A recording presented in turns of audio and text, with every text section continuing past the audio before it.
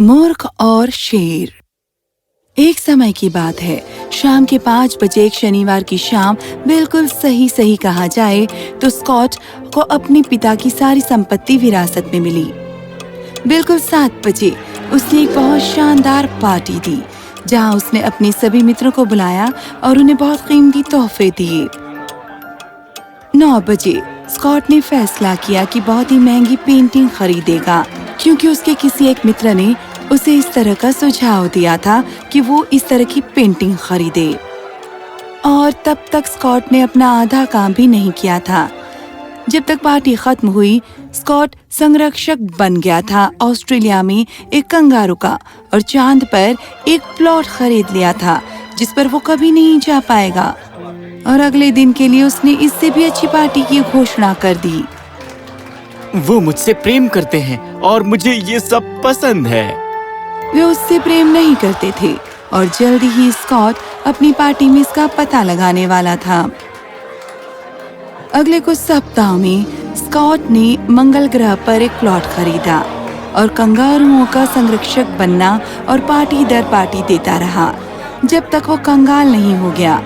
इतना कंगाल, बहुत ही कंगाल। वो लोग जिन्हें अपना मित्र समझता था, उन्होंने उसे दरवाजे के बाहर निकाल दिया था, और अब स्कॉट को अपना घर बेचना पड़ा कंगारुओं के पालन पोषण के लिए। मेरे दोस्तों, मुझसे प्रेम मत करो, मैं एक मूर्ख था। तुम्हें पता है स्कॉट, मैं अक्सर तुमसे सहमत नहीं होता, पर इसमें मैं तुमसे पूरी तरह सहमत हूँ। तुम एक मूर्ख हो, एक महान मूर्ख। दरअसल तुम एक सबसे बड़े मूर्ख हो जो कभी भी इस धरती पर रहा होगा। असल में यदि मूर्ख उड़ सकते तो तुम हमेशा हवा में उड़ते रहते। असल में हाँ, मैं समझ गया। आपको इस पर ज्यादा जोर देने की जरूरत नहीं है। ठीक है, कृपया जाते जाते दरवाजा बंद कर जाना। पर अंकल, मैं जाऊंगा कहाँ? मेरे पास घर नहीं है, मेरे पास कोई पैसा भी नहीं है। ये मेरी समस्या नहीं है भतीजे, तुम्हारे पास पैसा था। असल में उससे भी ज्यादा पैसा इस समय मेरे पास है, पर तुमने उसकी कदर करनी नहीं सीखी। यदि मैं यहाँ रुकने दूं उस सब के बावजूद जो तुमने किया है, तो तुम कभी नहीं सीख पाओगे। ये तुकबंदी अच्छी रही। मैं एक कवि हूँ और मुझे ये पता भी नहीं था। ठीक है, अब बाय। भारी मन लेकर स्कॉट अपने अंकल के घर से निकल आया। अरे स्कॉट, ये रहा एक सेब, इसका आनंद लो। भारी मन और एक सेब लेकर स्कॉट अपने अंकल के घर से निकल आया। वो शहर में अपना सिर लटकाकर घूमता रहा, इसका अफसोस करते हुए कि उसने अनावश्यक चीजों पर अपना पूरा पैसा खर्च कर दिया। कम से कम कंगारू खुश है। हे नौजवान, ये मेरी जगह है। ओह, मुझे क्षमा करना मिस्टर भिखारी, मैं यहाँ बैठ जाता हूँ। हे, मेरा नाम भिखारी नहीं है। ओह, क्षमा कीजिए, तो क्या नाम है आपका? मेरा नाम है बॉन्ड, जेम्स इमैनुअल डिगोजा डिनोम नोम बॉन्ड। वाह, आप ये नाम याद कैसे रख पाते हैं? अभ्यास एक आदमी को निपुण बना देता है, और मैं इसका अभ्यास करता रहा हूँ जब मैं बच्चा था तब से। क्या तुम यहाँ नए हो? हाँ। स्कॉट ने उसे बताया कि कैसे उसका जीवन एक रोलर कोस्टर की सवारी की तरह था। मैं तुम्हें मूर्ख कहना चाहूंगा, पर वो दूसरे मूर्खों की तौहीन ही हो जाएगी। लेकिन तुम वो पहले नहीं हो जिसने पलक झपकते ही अपनी दौलत गंवा दी हो। बहुत से लोग हैं, और ये मानो या ना मानो, लेकिन ये भाग्य का काम है।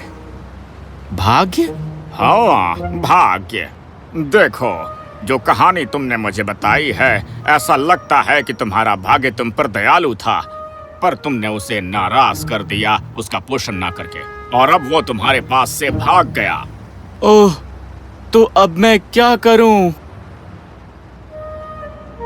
अगर मैं तुम्हारी जगह होता तो मैं जाकर उसे ढूंढता, मैं उसे पाता और कोशिश करता इसे दोबारा मनाने की और दोबारा भाग्यशाली बनने की।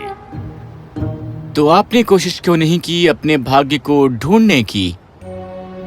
किसने कहा मैं भाग्यवान नहीं हूँ? मुझे दिन में 3 बार खाने को मिलता है, पूरा शहर मेरा घर है, गुजरने वाले राही मुझ पर दया करते हैं। इतना भाग्य मेरे लिए काफी है। खैर, अब बातचीत काफी ज्यादा हो गई है, तो प्लीज मुझे अकेला छोड़ दो। ओह ठीक है, धन्यवाद। स्कॉट अपने भाग्य के बारे में सोचने लगा और उसे पता नहीं चला कि वो कब सो गया। उसे एक सपना आया जहाँ उसने देखा कि उसका भाग्य एक इंसान की तरह है, उसकी तरह ही जो एक ऊंचे पर्वत के ऊपर बैठा है और वो निराश देख रहा है, बिल्कुल स्कॉट की तरह। हाँ, वो मेरा भाग्य था। वो उदास लग रहा है, मुझे उसे ढूंढना होगा। और इस तरह अगले दिन स्कॉट उस पहाड़ को ढूंढने के लिए निकल पड़ा जिसमें बैंगनी रंग के पत्तों वाला वृक्ष हो। उसने नदियां पार की, वो शहरों से गुजरता गया, वो जंगलों से गुजरा, जब तक कि वो एक महल में नहीं आ गया जहां उसने एक शेर को एक बड़े से पत्थर पर एक झरने के किनारे बैठा देखा। ओ नहीं! ए इंसान, मुझसे मत डर, आगे बढ़। ठीक है। स्कॉट चलने लगा, थोड़ा डगमगाते हुए, जब शेर ने उसे दोबारा पुकारा। मेरे पूछने पर ऐतराज मत करना, पर तुम कहाँ जा रहे हो? मैं अपने भाग्य को ढूंढने जा रहा हूँ। तुम्हारा भाग्य? मैंने उसे इस झरने को पार करते हुए 1 सप्ताह पहले देखा था। देखो, वो बिल्कुल तुम्हारी तरह लगता था और वो सचमुच बहुत बुद्धिमान इंसान है। मैं तुम्हें एक बात बताऊं, अपनी तकदीर से पूछो कि मेरे रोग का क्या इलाज है। मैं 7 साल से अपाहिज हो गया हूँ। यदि तुम्हें सही इलाज मिल गया तो तुम्हें इनाम दूंगा। स्कॉट ने सिर हिलाया और अपनी राह पर चल गया। जल्दी ही वो एक खूबसूरत बगीचे में आ गया जहाँ बहुत किस्म के फल लगे थे। भूखा था, उसने कुछ फल उठाए और उन्हें खाने लगा, पर वे सब कड़वे थे।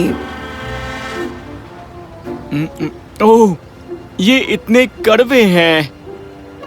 हाँ, मैं जानता हूँ। हाँ? तुम कौन हो? मैं इस बगीचे का मालिक हूँ। तुम कौन हो और तुम कहाँ जा रहे हो? मेरा नाम है स्कॉट और मैं अपने भाग्य को ढूंढने जा रहा हूँ। ओह, कृपया अपने भाग्य से पूछो कि मेरे बगीचे का क्या इलाज है। मैंने हर दी हुई तजवीज आजमाई है, पर इनमें से कभी भी किसी पेड़ ने मीठा फल नहीं दिया। स्कॉट ने सिर हिलाया और अपनी राह पर चलता रहा। जल्दी वो एक बहुत ही शानदार घर पर आया जो एक बहुत ही खूबसूरत बाग में स्थित था, जिसकी एकमात्र वासिनी थी उसकी खूबसूरत राजकुमारी। तुम कैसे मनुष्य हो और तुम यहाँ क्यों आए हो? तो इस तरह स्कॉट ने उसे अपनी पूरी कहानी सुनाई और राजकुमारी खुशी से हैरान हो गई। बहुत बढ़िया। देखो, मेरे पास ये शानदार घर है और संसार की सारी दौलत है, पर मुझ में एक अनजाना सा दुख है जो मेरे हृदय में बढ़ता रहता है और मैंने हर समय अपना जीवन उदासी में बिताया है। कृपया अपने भाग्य से मेरे बारे में पूछना और मेरे दुख का इलाज करना। स्कॉट ने राजकुमारी से वादा किया और अपने रास्ते चला गया। जल्दी ही वो बैंगनी पत्तों वाले वृक्ष के पहाड़ पर पहुंच गया, जहां उसने चोटी के कगार पर बैठे देखा अपने भाग्य को, जो क्षितिज की ओर निहार रहा था। आखिरकार मैंने तुम्हें ढूंढ ही लिया। तुम यहाँ पर क्यों आए हो? मुझे अब तुमसे कोई लेना देना नहीं है। पर स्कॉट वापस आने वाला नहीं था। वो अपने घुटनों पर गिर गया और उसे अपना दुखड़ा कह सुनाया। उसने वादा किया कि वो बदल गया है और भविष्य में बुद्धिमानी से काम लेगा। मेहरबानी करके मेरे साथ आओ, मैं बदल गया हूँ। उसके भाग्य ने उसकी ओर गंभीरता से देखा और फिर मुस्कुराया। तो ठीक है, फिर शायद आखिरकार तुम बदल गए होगे। वापस जाओ और कुछ दिन बाद वापस मैं तुमसे मिलूंगा। बहुत बढ़िया, बहुत बहुत धन्यवाद। मैं तुम्हारा इंतजार करूंगा। ओह, मैं तो भूल ही गया था। स्कॉट ने अपने भाग्य से वो सब बातें पूछी जिसे पूछने के लिए उसने वादा किया था। उसके भाग्य ने सुना और तीनों सवालों का जवाब दिया। खुश और संतुष्ट होकर स्कॉट पर्वत से निकल गया, एक बहुत ही बड़ी मुस्कान लेकर। और इस तरह वापसी पर अपने रास्ते में स्कॉट दोबारा राजकुमारी से मिला। राजकुमारी, आपका दुख गायब हो जाएगा और खुशियाँ आप पर बरस पड़ेंगी जैसे ही आप अपने पसंद के किसी नौजवान से शादी करेंगी। फिर वो माली से मिला। उस झरने में सोना है जहाँ से तुम अपने बगीचे को पानी दिया करते हो। पौधे सोने के तत्व को सोख लेते हैं जिससे फल कड़वे हो जाते हैं। वो सोना निकाल लो और तुम्हारे फल फिर से मीठे हो जाएंगे। और अंत में स्कॉट शेर से मिला और उसे बताया कि कैसे वो अपने भाग्य से मिला था और वो संदेश जो उसने राजकुमारी और माली को दिए थे। बहुत बढ़िया। क्या अपने संदेश के लिए राजकुमार ने तुम्हें इनाम नहीं दिया? असल में नहीं, हालांकि उसने ये जरूर कहा कि वो मुझे पसंद करती है और वो मुझे और अधिक जानना चाहेगी और फिर शादी करेगी, पर मैंने शादी से इनकार कर दिया। देखा, अब मैं कितना ज्यादा बुद्धिमान हो गया हूँ। देख रहा हूँ। और माली ने तुमसे क्या कहा? ओह, असल में ये बहुत हास्यास्पद है। उसने झरने से सोना निकाल लिया और वो मुझे दे दिया, पर मैंने इनकार कर दिया, ये कहकर कि मुझे खुद सफर करना है और इतनी भारी चीज उठाकर मैं नहीं चल सकता। तो तुम देखो मैं कितना ज्यादा बुद्धिमान हो गया हूँ, है ना? मैं देख रहा हूँ। और मेरे रोग के लिए तुम्हारे भाग्य ने कौन सा सुझाव सुझाया है? ओह, तुम्हारा तो सबसे सरल है। तुम्हें बस यही करना होगा कि सबसे मूर्ख व्यक्ति का सिर फाड़ के खा जाओ और तुम हमेशा के लिए चंगे हो जाओगे। इस पर शेर मुस्कुराया। भगवान की दया से तुम्हारा भाग्य सचमुच बहुत बुद्धिमान है, पर तुम, मेरे ख्याल से इस धरती पर तुमसे ज्यादा मूर्ख कोई नहीं मिलेगा। और ये कहकर शेर ने खूंखार दहाड़ मारी और हवा में कूदा स्कॉट की तरफ। ओह, मैं बुद्धिमान नहीं हूँ, बचाओ! स्कॉट जान गया कि उसने कैसे व्यवहार किया और वो अपना पूरा जोर लगाकर भागा। शेर ने उसका पीछा किया, पर अपनी बीमारी के कारण वो उसे पकड़ न सका और जल्दी ही उसने हार मान ली। स्कॉट भागा भागा और भागा जब तक कि वो वापस शहर नहीं पहुंच गया। हे नौजवान, क्या तुम्हें भाग्य मिला? ओह, पूछो भी मत। और इस तरह स्कॉट ने उसे सब कुछ बताया। भिखारी हंसा और फिर कहा, नौजवान, मैं तुम्हें कुछ बताना चाहूंगा। मैं भाग्य में बहुत विश्वास करता हूँ, पर मैं ये भी जानता हूँ कि जितनी ज्यादा तुम मेहनत करते हो उतनी ही ज्यादा तुम्हें मिलता है। तो उम्मीद मत छोड़ो, अपने पूरे हृदय और निष्ठा से कड़ी मेहनत करो और एक दिन तुम्हारा भाग्य तुम्हें ढूंढते हुए वापस आएगा। और जब वो तुम्हें ढूंढते हुए आएगा, तुम्हारे दरवाजे पर दस्तक देते हुए तुम्हारा जवाब मिल जाएगा। स्कॉट ने सोचते हुए सिर हिलाया। वो जान गया था कि ये उसकी बेवकूफी थी जो राजकुमारी को ठुकरा दिया था, और वो सोना और शेर को उसकी सच्चाई बताकर बस यही सोचते हुए कि उसका भाग्य उसकी देखभाल कर लेगा। स्कॉट ये भी जान गया कि लगता है कि भाग्य हमेशा उस व्यक्ति के खिलाफ होता है जो उस पर निर्भर करता है। उसने भिखारी का धन्यवाद किया। ये पक्का इरादा करके निकला कि खुद के लिए वो एक नौकरी ढूंढेगा और कड़ी मेहनत करेगा और अपना भाग्य लिखेगा।